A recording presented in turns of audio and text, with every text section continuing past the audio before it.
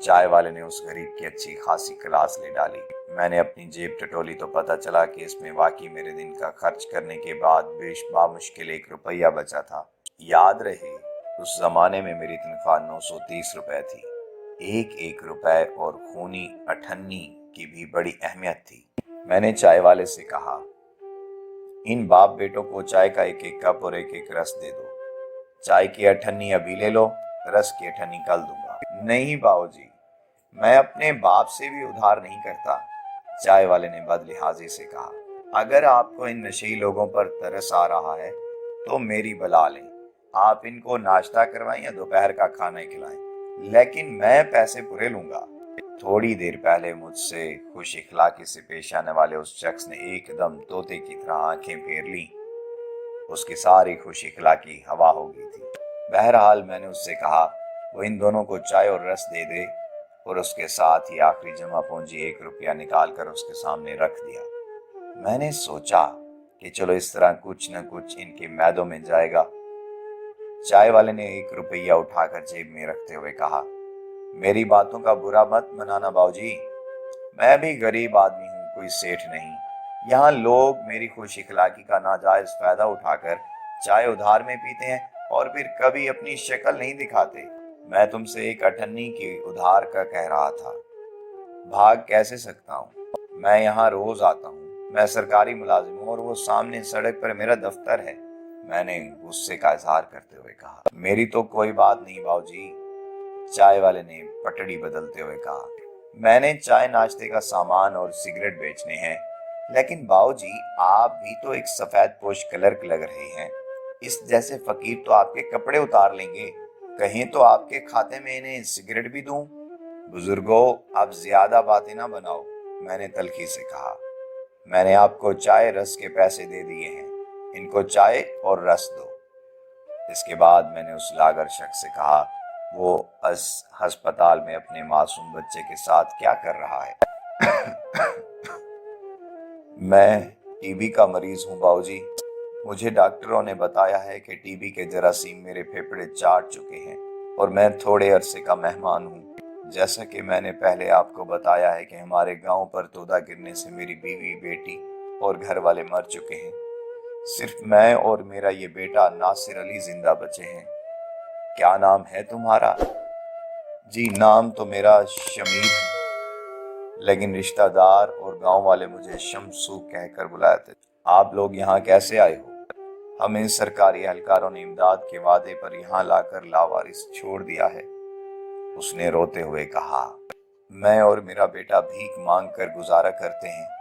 मैं इस सरकारी अस्पताल में इलाज के लिए धक्के खा रहा हूँ। मैंने पूछा, तुम लोग रहते कहाँ हो? उसने इशारा करते हुए कहा, वो सामने छप्पर के नीचे।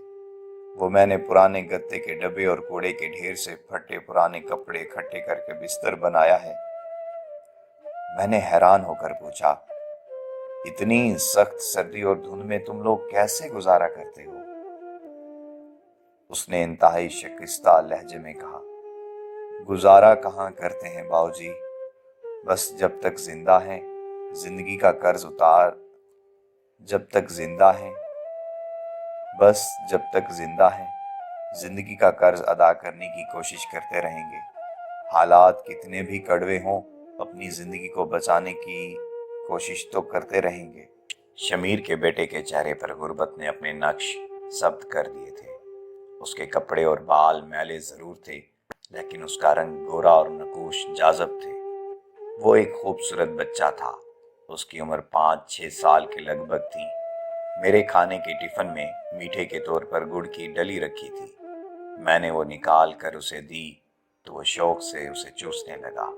शमीर ने किसी डॉक्टर का नुस्खा मुझे दिखाते हुए कहा, बाबूजी, हो सके तो मुझे ये गोलियां भी दिलवा दें। इनकी कीमत 6 रुपए है बाबूजी, लेकिन अभी मुझे 1.5-2 रुपए की भी मिल जाएं तो मेरा एक हफ्ता सुकून से गुजर जाएगा। मैंने सिगरेट की खाली डिबिया पर उन गोलियों का नाम लिख लिया और नुस्खा उसे वापस करते हुए कहा, मैं कोशिश करूंगा कि ये गोलियां तुम्हें दिलवा दूं।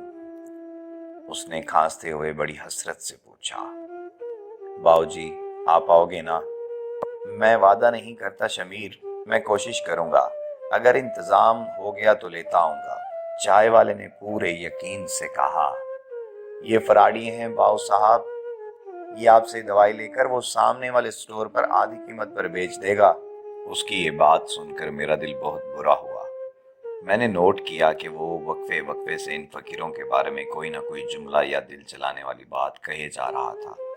پھر شمیر اور اس کا بیٹا ایک طرف چلے گئے۔ جاتے جاتے بھی وہ پر امید نظروں سے میری طرف دیکھ رہا تھا۔ دھند کچھ کم ہو گئی تھی اور دفتر کا وقت بھی ہو گیا تھا۔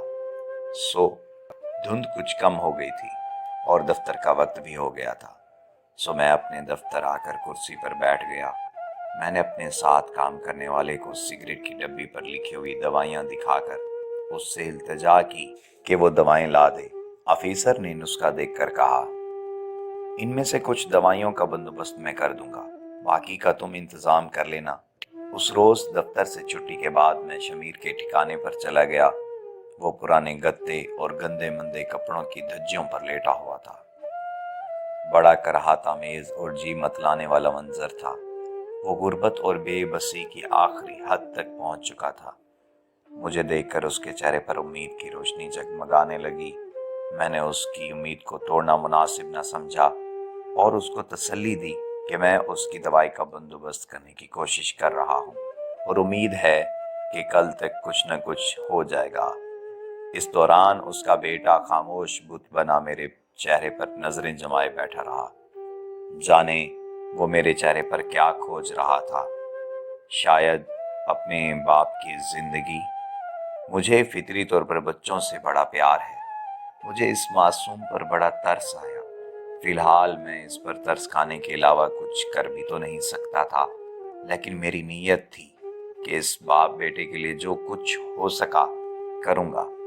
بہرحال میں نے اپنے چند جاننے والے مخیر حضرات سے بات کی اور ان کی امداد کے لیے کہا، لیکن سچی بات ہے مجھے خاطر خواہ رقم نہ مل سکی۔ میں نے میڈیکل میں جا کر دواؤں کے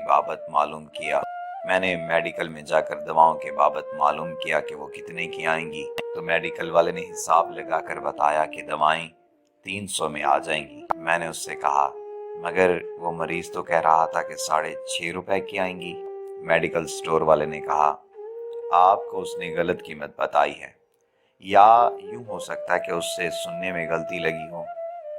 میرے پاس تھوڑے سے پیسے تھے جن سے میں نے کچھ گولیاں خرید لی۔ دوسرے دن جب میں ہسپتال والے اسٹاپ پر اتر کر شمیر کی کمین گاہ کی طرف بڑھا، وہ وہاں نہیں تھا۔ وہاں موجود لوگوں نے بتایا کہ وہ سڑک کراس کرتے ہوئے گاڑی تلے کچلا گیا ہے۔ یہ خبر سن کر میرے ہاتھ پاؤں پھول گئے۔ میں نے ایک شخص سے پوچھا کہ یہ سب کیسے ہوا اور وہ گاڑی کے سامنے کیسے آ گیا؟ اس شخص نے بتایا، شمیر اور چند فقیر سڑک پر کھڑے آتی جاتی گاڑیوں والوں سے بھیک مانگ رہے تھے۔ ایک بڑی گاڑی والے نے چلتی گاڑی سے بہت سے سکے سڑک پر اچھال دیے جو سڑک پر بکھر گئے۔ صحت مند اور ہٹے کٹے فقیر ان پر ٹوٹ پڑے۔ شمیر بھی کھانستا کراہتا بڑی مشکل سے سکے اٹھانے کے لیے سڑک پر چلا گیا۔ وہ دھند کے باعث مخالف سمت سے آنے والی گاڑیوں کو نہ دیکھ سکا اور بری طرح کچلا گیا۔ بے شک غلطی شمیر کی تھی، لیکن گاڑی والے کا بھی قصور ہے۔ اتنی دھند میں گاڑی احتیاط سے چلانی چاہیے تھی۔ اس کی بے احتیاطی ایک غریب کی جان لے گئی۔ ایک اور عینی شاہد کے باقول، اگر گاڑی والا زخمی شمیر کو سامنے والے ہسپتال میں لے جاتا تو شاید اس کی زندگی بچ جاتی، مگر معلوم ہوا کہ اس کی لاش لاوارثوں کے فنڈ میں ہسپتال میں جمع کرا دی گئی ہے، جس پر نوآموز ڈاکٹرز مشق ستم کریں گے اور سرجری کے رموز سیکھیں گے۔ میں نے جو دوائی خریدی تھی وہ واپس کر کے اس سے ملنے والے سکے سہمے کھڑے اس کے بیٹے کی جیب میں ڈال دیے۔ اس کی نظریں سڑک پر اس جگہ جمی ہوئی تھی جہاں اس کے باپ کو کسی گاڑی نے ٹکر مار کر کچل دیا تھا۔ اسے شاید امید تھی کہ ابھی دھند کے پیچھے اس کا والد نمودار ہوگا جس کے ہاتھ میں ڈھیر سارے سکے اور کھلونے ہوں گے۔ اس حادثے کے چند روز بعد میرا تبادلہ اسلام آباد سے دوبارہ راولپنڈی ہو گیا۔ جتنے دن میں اسلام آباد والے دفتر جاتا رہا، میں دیکھتا کہ وہ معصوم ہسپتال والے گراؤنڈ میں ایک بڑھیا کے ساتھ دیتا جو بھیک مانگتی تھی۔ اس بڑھیا کے پاس ایک جسیم کتا تھا جو بڑھیا کے علاوہ اب شمیر کے بیٹے سے بھی مانوس ہو گیا تھا۔ میں جب کبھی اس بچے کو اپنے پاس بلانے کی کوشش کرتا وہ بڑھیا غصے کا اظہار کرتی اور نہ صرف مجھے گالیاں دیتی بلکہ اس کا خوفناک کتا بھی منہ بھونک بھونک کر اپنی زبان میں شاید مجھے گالیاں دیتا تھا۔ بچہ میری طرف اب دیکھتا بھی نہ تھا، اسے شاید میرے ساتھ ساتھ تمام لوگوں سے نفرت ہو گئی تھی۔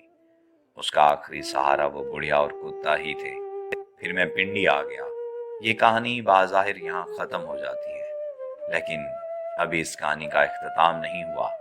ایک لمبے عرصے بعد، یعنی 30 سال بعد، وقت کا پہیہ ایسا گھوما کہ میرا تبادلہ پھر اسلام آباد والے اسی آفس میں ہو گیا۔ ایک دن میں بالکل فارغ تھا، سو ٹہلتے ٹہلتے ہسپتال سے ملحقہ اسی میدان میں جا نکلا۔ وہ پرانی یادیں تازہ کرنے لگا۔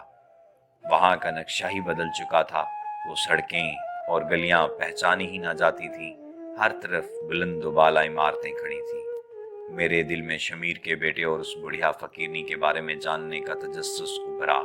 میں انہی راستوں پر چل پڑا جس کے چپے چپے سے میرے قدم آشنا تھے، نگاہیں مانوس تھیں۔ میں نے اس ٹی اسٹال والے کو ڈھونڈنے کی بڑی کوشش کی، لیکن کچھ معلوم نہ ہو سکا۔ میں نے ارد گرد کے اسٹالوں سے اس بڑھیا اور بچے کے بارے میں پوچھنا شروع کیا۔ آخر کسی نے ایک حجام کے بارے میں بتایا جو وہاں طویل عرصے سے کام کر رہا تھا۔ میں اس کے پاس جا پہنچا تو اس نے مجھے ایک بوڑھے سے ملوایا جو بڑھیا اور اس کے بچے کو جانتا تھا۔ اس بوڑھے نے بتایا کہ جب تک وہ بڑھیا زندہ رہی وہ بچہ اس کے ساتھ ساتھ پھرتا رہا۔ پھر ایک دن وہ بڑھیا مر گئی۔ بچہ دوبارہ زمانے کی ٹھوکروں میں آ گیا۔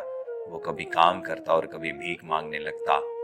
ایک دن وہ ایک امیر کبیر کی گاڑی صاف کر رہا تھا کہ اس شخص کو اس بچے پر رحم آ گیا کہ اتنا پیارا بچہ کس کام پر لگا ہوا ہے۔ اس آدمی نے بچے کو کہا وہ اس کے ساتھ چلے، وہ اس کی زندگی سنوار دے گا۔ جب قدرت کی طرف سے کسی کام کا ہونا قرار پا جائے تو اس کے اسباب بھی قدرت خود ہی فراہم کر دیتی ہے۔ قدرت نے اس بچے کو اچھا مقام عطا کرنا تھا، سو اس امیر آدمی کو ذریعہ بنا دیا۔ امیر نے اس بچے کو اچھے اسکول میں تعلیم دلوائی اور اس کی اچھی تربیت کی۔ بچہ بڑا ذہین ثابت ہوا اور تعلیم کے مراحل طے کرتا ہوا میڈیکل کالج میں جا پہنچا۔ یہاں بھی اس نے کامیابیاں سمیٹیں اور سرجن بن کر دنیا کے سامنے آ گیا۔ اس آدمی کی ایک ہی بیٹی تھی اور کوئی اولاد نہ ہو سکی تھی۔ اس نے اپنی بیٹی کی شادی اس لڑکے سے کر دی۔ بعد میں دونوں میاں بیوی یورپ چلے گئے۔ میں سوچ رہا تھا کہ قدرت کے کام بھی بڑے نرالے ہیں، وہ کرنا جس کا باپ چند روپیوں کی دوائیں بھی نہ خرید سکتا تھا اور ٹی بی کے مریض کا شکار تھا۔ سڑک کے گرے چند سکے چنتے چنتے اسی سڑک پر کچلا گیا تھا۔ آج اس کا لڑکا مایوس مریضوں کا مسیحا بن چکا تھا۔ جی دوستو، اگر آپ کو ہماری ویڈیو پسند آئی ہے تو کامنٹ میں اپنی رائے سے ہمیں آگاہ کیجیے گا۔ اگر آپ چینل پر نئے ہیں تو چینل کو سبسکرائب کر لیجیے اور بیل آئیکن کو دبانا نہ بھولیے گا تاکہ آپ کو ہماری مزید ویڈیوز سب سے پہلے مل سکیں۔ دعا میں ہمیں یاد رکھیے گا، اپنا بہت سارا خیال رکھیے گا۔ اپنے دوست توقیر نیاز توقیر کو اجازت دیجیے۔ اللہ نگہبان۔